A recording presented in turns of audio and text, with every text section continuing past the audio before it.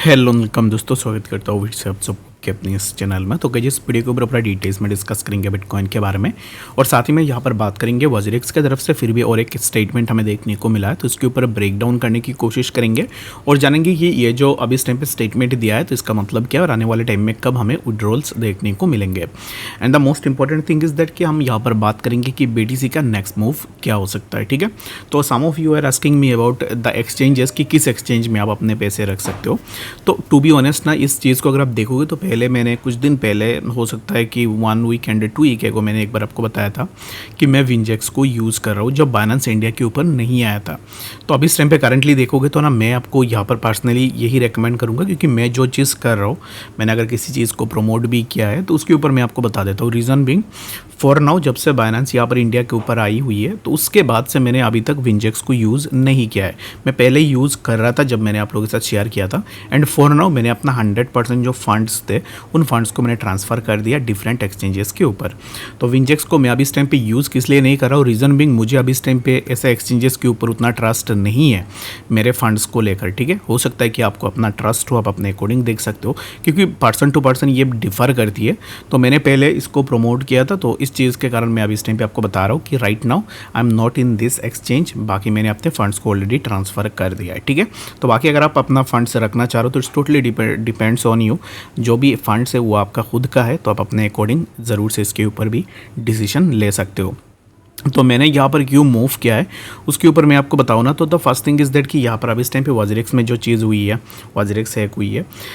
And the second important thing is that कि अगर आप देखोगे तो एक्सचेंजेस ना यहाँ पर ज़्यादा दिन तक मार्केट के ऊपर नहीं टिकते। कुछ दिन एक्सचेंज रहते हैं, उसके बाद जाके इनके ऊपर कोई ना कुछ एलिगेशंस लगते हैं, फिर ये एक्सचेंज डाउन होते हैं, फिर हमारे फंड्स उस पर्टिकुलर चीज़ के ऊपर स्टक हो जाता है। ठीक है, and the most important thing is that कि जो नए एक्सचेंजेस आते हैं उनमें से कुछ एक्सचेंजेस बहुत सही रहते हैं, कुछ एक्सचेंजेस बुरे भी रहते हैं। और बाकी आप ये नहीं कह सकते हो कि एग्जैक्टली ये जो एक्सचेंज है ना ये 100% सिक्योर है या फिर इसके ऊपर आपको फंड्स रखनी ही चाहिए। बट मुझे यहाँ पर ये चीज़ लगा आफ्टर रिसर्चिंग ऑन दैट, और मैंने देखा कि एग्जैक्टली नहीं, मैं अभी इस टाइम पे इस एक्सचेंज को यूज़ नहीं करूँगा, मैं बाकी डिफरेंट एक्सचेंजेस को ट्राई करने की कोशिश करूँगा। तो बाकी मैंने जो प्रमोट किया था उसके ऊपर मैं आपको बता रहा हूँ, अभी सब कुछ सेफ़ है, कुछ भी यहाँ पर दिक्कत नहीं है। स्टिल मैंने अपना एग्जिट ले ली है और मैं वापस उसके ऊपर अपना ट्रेड नहीं करूँगा। तो बाकी आप में से जितने भी लोग देख रहे हो, जितने भी लोगों ने ऑलरेडी किया हुआ है, अगर आपको मेरी तरह यहाँ पर डिसीजन लेनी है तो फिर आप अपने अकॉर्डिंग ज़रूर से सोचो, उसके बाद जाके आप अपना डिसीजन ले सकते हो। क्योंकि फंड्स जब भी आप एक्सचेंजेस में रखते हो, एक्सचेंजेस जब स्मूथली चल रहे होते हैं ना, तो उसमें कुछ भी दिक्कत नहीं आती है। But all of a sudden यहाँ पर आपको कुछ न्यूज़ेस देखने को मिलेंगे, उसके चलते हुए एक्सचेंज भी रेस्पॉन्ड करना बंद कर देगी। तो सिमिलर चीज़ें जो है हमें देखने को मिल सकता है। एंड और एक चीज़ मुझे यहाँ पर अभी इस टाइम पे बहुत ज़्यादा सही लगा, थिंग इज़ दैट कि अगर आप देखो वज़रेक्स इंडिया के अंदर ही था, उसके पास FIU रजिस्ट्रेशन भी था, सब कुछ था, स्टिल वो भी हैक हुआ है। अभी तक कोई भी एक्शन नहीं हुई है विड्रॉल को लेकर। तो दीज आर द थिंग्स जो कि मैं इन चीज़ों को लेकर सोच रहा हूँ, एंड मैं हमेशा यहाँ पर यही अप्रोच रखता हूँ। उस एक्सचेंजेस के ऊपर मैं ट्रेड करने की कोशिश करता हूँ जिसके पास अच्छा खासा यूज़र बेस हो, जिसका नाम हो मार्केट के ऊपर। रीज़न बिंग, अगर ऐसे कोई भी एक्सचेंज में कुछ होता है तो यहाँ पर एक्शन तुरंत हमें देखने को मिल सकता है। तो बाकी आप जो भी यूज़ करना चाह रहे हो, एट द एंड मैं आपको यही बोलूँगा कि मैं पर्सनली अभी इस टाइम पे विंजेक्स को यूज़ नहीं कर रहा हूँ। अगर आप मेरे कहने पर पहले आए थे विंजेक्स में तो राइट नाउ आपको पता लग गया होगा कि मैं अभी इस टाइम पे उस एक्सचेंज में अपना ट्रेड या फिर कोई भी कुछ भी नहीं कर रहा हूँ। बाकी अगर आप रखना चाहते हो, कुछ करना चाहते हो, तो it's totally up to you, आप अपने अकॉर्डिंग ज़रूर से देख सकते हो। ठीक है, तो बात करते हैं BTC के बारे में। तो फॉर नाउ BTC अभी इस टाइम पे चल रहा है 59,000 के आसपास। एंड BTC के लिए ऑलरेडी हमने ये जो पार्टिकुलर ट्रेंड लाइन इसको मार्क करके रखा हुआ था कि जब भी प्राइस नीचे आ रहा है तो price is taking support on this particular trend line, और यहाँ पर सपोर्ट लेने के बाद प्राइस में ग्रेजुअल मोमेंटम हमें देखने को मिल रही है।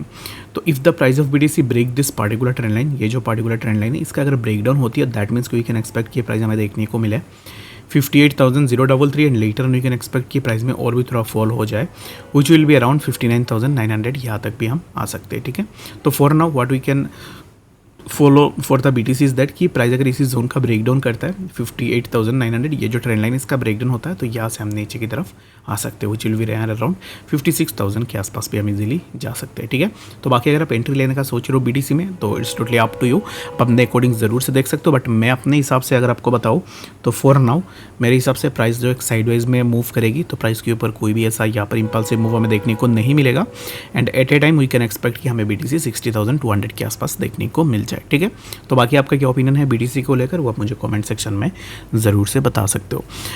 वजरिक्स की अगर हम बात करें तो राइट नाउ यहाँ पर फिर से और एक अपडेट वजरिक्स ने प्रोवाइड की हुई है, जहाँ पर उनका यही कहना है कि अभी इस टाइम पे जो any INR and crypto asset blocked in this open orders, अभी इस टाइम पे जितने भी यहाँ पर ओपन ऑर्डर्स ब्लॉक थे, तो जितने भी ओपन ऑर्डर्स थे, आप में से जितने भी लोगों को ओपन ऑर्डर्स था, जैसे कि हैक से पहले जो भी ऑर्डर्स एग्जीक्यूट नहीं हुए थे वो ओपन थे, उन पर्टिकुलर ऑर्डर्स को अभी इस टाइम पे ना ऑलरेडी यहाँ पर ना कैंसिल कर दिया गया है। अगर आपका INR में ऑर्डर हो या फिर क्रिप्टो एसेट में हो तो इन चीज़ों को ब्लॉक कर दिया गया है। Will be added to your respective balances, यानी कि ऑर्डर्स को अभी इस टाइम पे कैंसिल करके जो भी आपका फंड है वो आपके बैलेंस के ऊपर देखने को मिल जाएगा। ये जो स्टेप उन्होंने ली हुई है, this step is part of our ongoing efforts to resolve the issues surrounding INR and crypto balances on the platform. यानी कि अगर आप देखोगे तो ये जो इश्यूज अभी इस टाइम पे आ रही है, इसको कैंसिल की जा रही है, इसके पीछे रीज़न यही है कि INR एंड क्रिप्टो बैलेंस जो था प्लेटफॉर्म के ऊपर, उसको रिजॉल्व करने के लिए ये चीज़ की गई है। अगर आपको याद होगा तो 3 या 4 दिन पहले ऑलरेडी वजरेक्स ने शेड्यूल मेंटेनेंस के लिए बोला था कि रात को 9 बजे से लेकर पूरा सुबह तक भी यहाँ पर मेंटेनेंस चल रहा था, जहाँ पे बोला जा रहा था कि जो भी बैलेंस है INR एंड क्रिप्टो में जो बैलेंस है उस बैलेंस को वापस लाने के लिए। तो अब इस टाइम पे देखो तो स्टिल ये जो चीज़ है फिर से यहाँ पर इस चीज़ के कारण उन्होंने ऑर्डर्स को कैंसिल भी कर दिया है, यानी कि वो अभी इस टाइम पे शेड्यूल मेंटेनेंस के ऊपर भी काम करेंगे।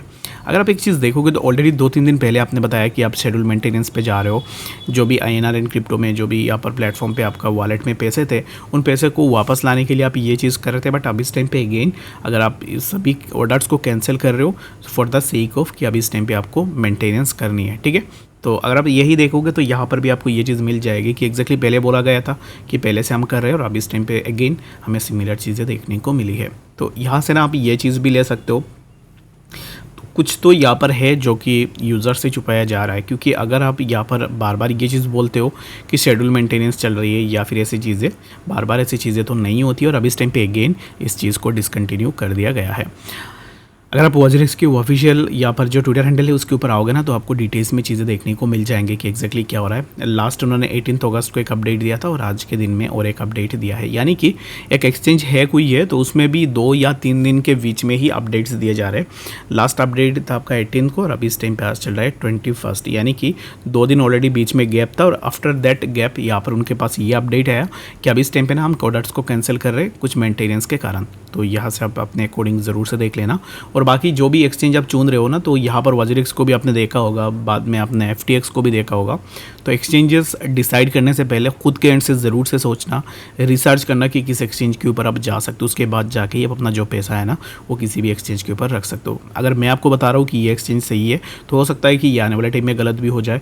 अगर कोई आपको बता रहा है कि ये एक्सचेंज बेस्ट रहेगा, इसमें आप ट्रेड कर लो, ये भी आने वाले टाइम में हो सकता है कि ये भी गलत आ जाए। तो इसके लिए खुद के एंड से भी ज़रूर से रिसर्च करो, उसके बाद जाके आप अपना डिसीजन को ले सकते हो, ठीक है। तो आई होप कि आपको समझ में आ गई होगी। कोई भी डाउट या कन्फ्यूजन है कमेंट सेक्शन में ज़रूर से बताना। मिलते हैं नेक्स्ट अपडेट्स के साथ, तब तक के लिए गुड बाय।